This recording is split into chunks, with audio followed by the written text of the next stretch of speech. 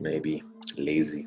That's like a word that, Oh, yeah, that's a word like I don't know where it comes from, but I hear lazy, flash, lazy, yeah, attitude, yeah, attitude, flashy. yeah,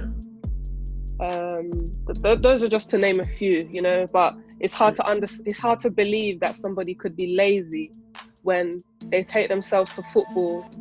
yeah. Let's say 3, 4, 5 times a week. Parents don't drive. They're slugging it on public transport. The games are miles and miles away, but they've managed to be able to make it to these games. That doesn't strike me as someone who's lazy.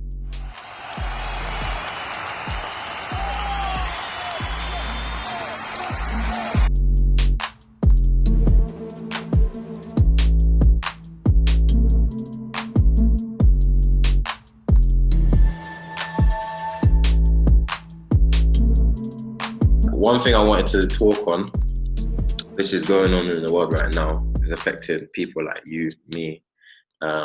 You know, things that's going on in the world and has been going on in the world for years and years, but now it's just being brought to light to social media and everything like that. So how do you feel, you know, is it overwhelming for you seeing everything that's going on social media right now, where, you know, you're seeing people who look like yourself being killed and things like that on camera? Like, how do you feel about that, and what you you know, what you're doing in terms of letting your voice be known? Yes, it's very frustrating, very tiring to see this. Worse now because of how prominent social media is. Like growing up, you always knew these things were happening. You listen to your parents speak, you listen to your grandparents speak. My granddad, when he passed, he was 87 years old, and he came to England just after World War II.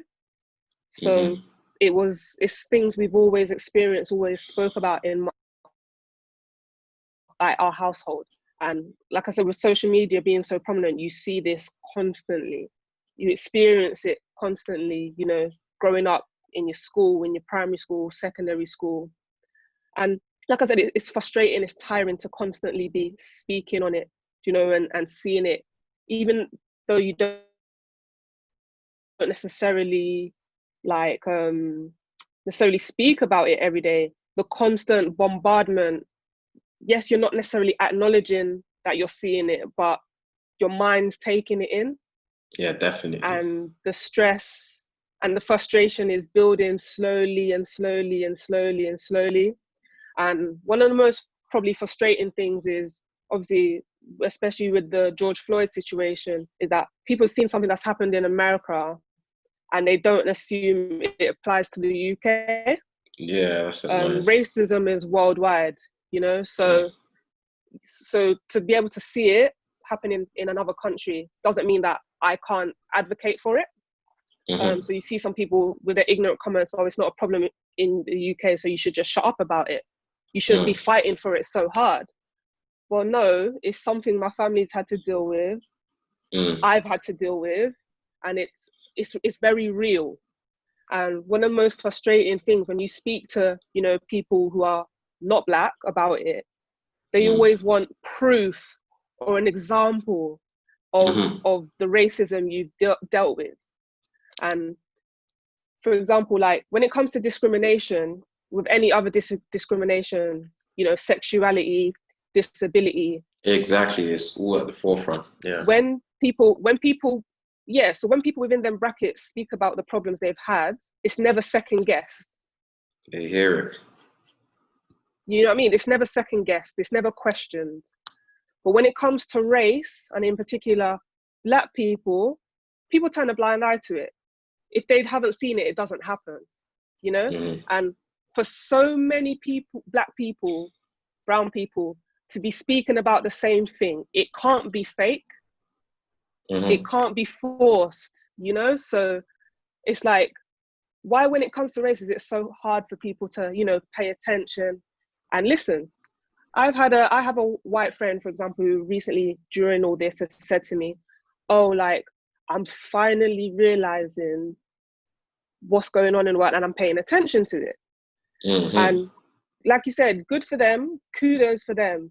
But like, for me as a Black individual, it's hard to hear that and know that this person is 30 plus years old and this has been happening, and it's only now that they're acknowledging it and, you know, paying attention to it, even though it doesn't affect them.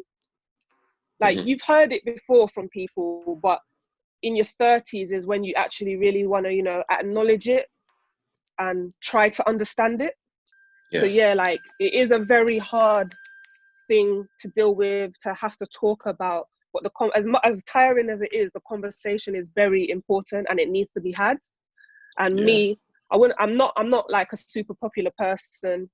I'm not like super active on social media, but I feel like it is my job and it's important for me to use the small platform that I have to, you know, maybe repost things or post things to help shed light on a situation.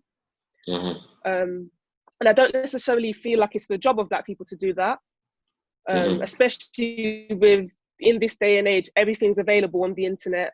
If you want to find out and have a read about something and educate yourself, the information's there.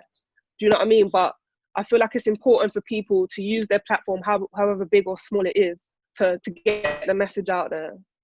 Here at 3258, we're proud to present you with the best football-specific content.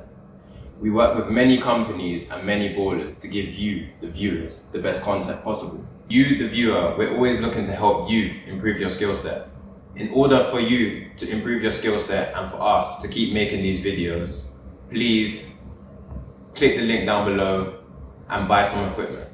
The equipment helps us run this channel, and also you subscribing to the channel helps us producing more of these videos to help you with your skill set and your knowledge of the game. Thank you for supporting 3258.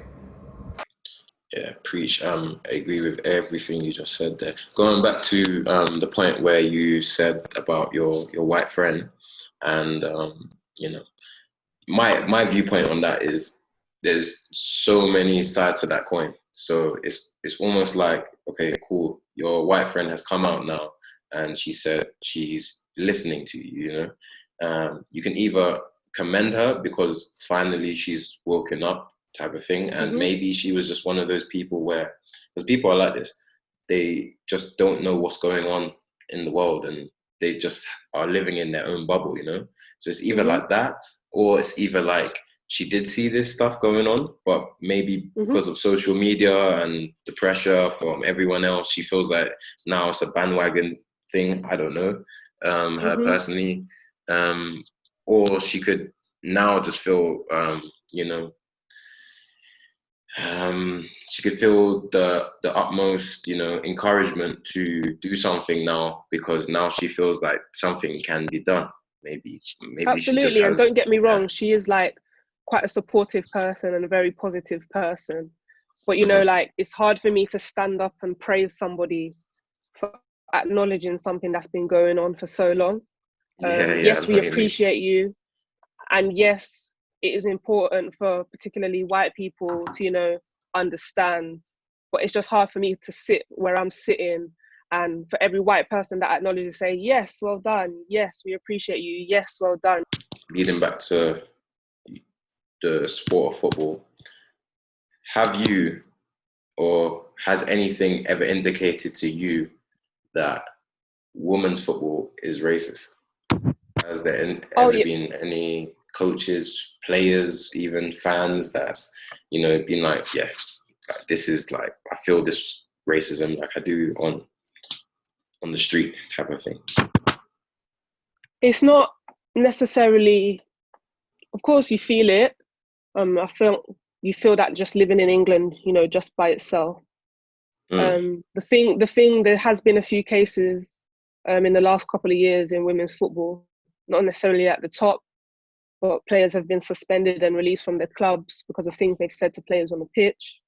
But in terms of racism, people need to understand that it's not necessarily getting called the N-word. Yeah, it can be, you know, it can be people being denied blatant opportunities to, you know, progress and move forwards.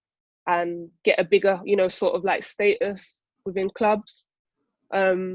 It's crazy because when I look back when I was a kid watching women's football, the few times it was on TV, and, you know, being around women's football and going to women's games, there's few black players playing now in the top leagues than there was back then. And you have to ask yourself this, how that's possible when you look at, you know, grassroots level, academy level, center of excellence level, there is a good handful of, you know, black players, young black players coming through the system, you know. But when it gets to that under 16 level, now under 17s level, and taking that step into, you know, first team football, there is a gap, there is a fall off.